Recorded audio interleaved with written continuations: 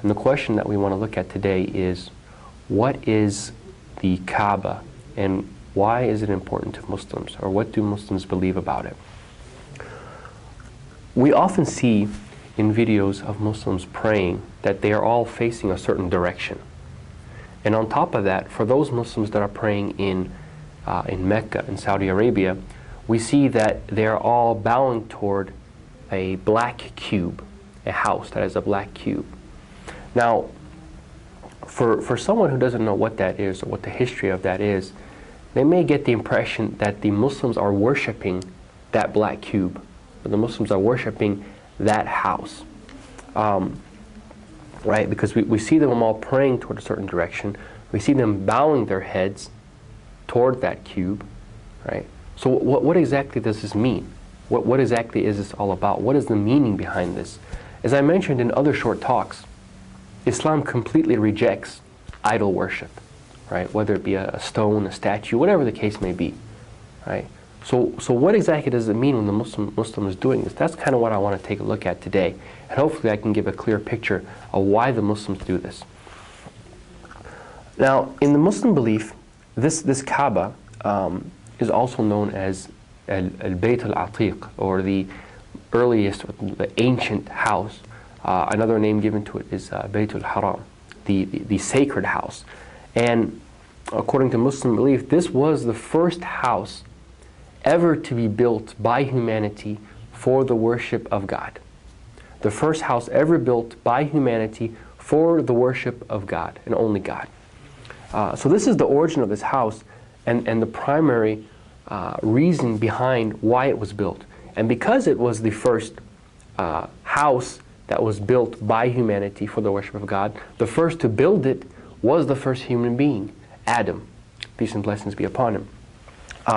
And then after years went by and it deteriorated and was destroyed, it was again rebuilt by the Prophet Abraham and his son Ishmael as a place for worship and a place for pilgrimage. And I just want to refer to just a few verses from the Quran that talk about Abraham building this house. In chapter 2, verse 125 in the Quran, states that, "Remember, we made the house a place of assembly for men and a place of safety. And take ye the station of Abraham as a place of prayer.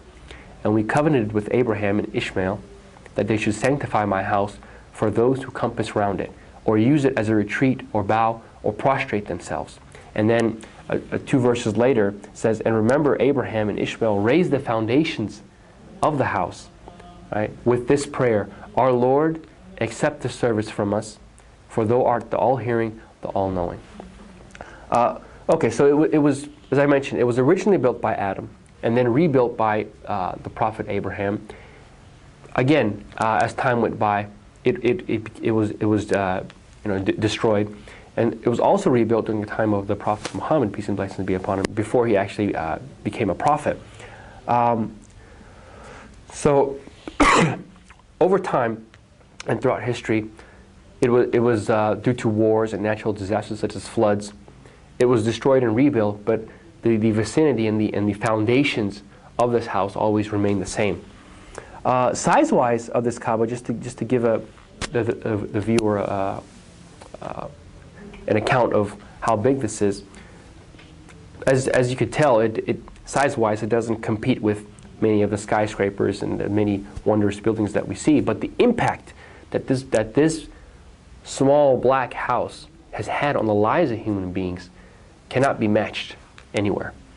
So just for the viewer to get an idea of size, height-wise, the Kaaba is about 39.5 feet, and total size of about 627 square feet, with the walls being about a meter thick, and the inside of the room being by about 13 by 9 meters.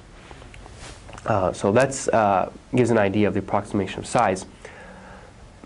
As I mentioned, the Prophet Abraham, peace and blessings be upon him, built this house as a place of worship for the one and only true God. But also during his time, the people disobeyed some of the things that he said, and they started to put idols in and around this Kaaba, this house.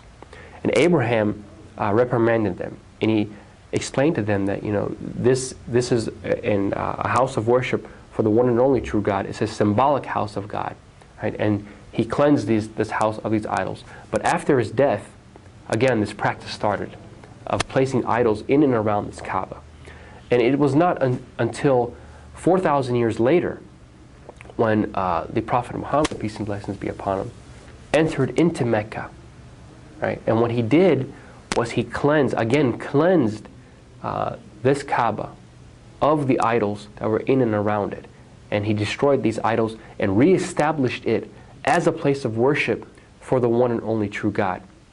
Right? So him and his cousin specifically, Ali ibn Abi Talib, went and destroyed these idols while reciting the verse that truth has come and falsehood has vanished, to reestablish that as the worship for God and God alone. As I mentioned in the beginning, the Muslims pray toward that direction, pray toward the direction of this house when they say their prayers. So no matter where a Muslim is, no matter what time of day it is, when the time for prayer sets in, all the Muslims would face toward that direction. And what this does is it fosters unity amongst the Muslims. In order to have this unity in worship of the one true God, right, the Muslims face the direction that is the house that was the very first house built for the worship of God by humanity, right? So with all of the Muslims facing this direction, it expresses the unity of purpose and the unity of our goal, and manifests the importance and the sanctity of this house. Okay, so briefly to summarize some of the things that we talked about with regards to the Kaaba and what we've learned about what the Muslims believe about this. It is not a place that is worshipped by Muslims, but rather, in the Muslim belief, it is the first house that was ever built for the worship of God. And the first to build it was the first human being, Adam, and then it was later rebuilt by the Prophet Abraham, and then again during the time of the Prophet Muhammad, peace and blessings be upon him. We also mentioned that the Prophet Muhammad, peace and blessings be upon him, again cleansed this house from the idols that were in and around it and reestablished it as a place of worship and a place of pilgrimage. So the Muslim does not bow his or her head worshiping this house. The Muslim is commanded only to worship God and God alone, right?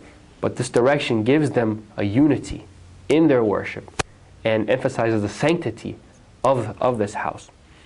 So I hope I was able to give a better understanding of what exactly this Kaaba is and why it is so important to Muslims. I want to thank you for joining me on this edition of Frequently Asked Questions on Islam. Please join me next time when we look at another one of those questions that are asked about the Islamic faith and then give an answer with respect to it. Thank you and goodbye.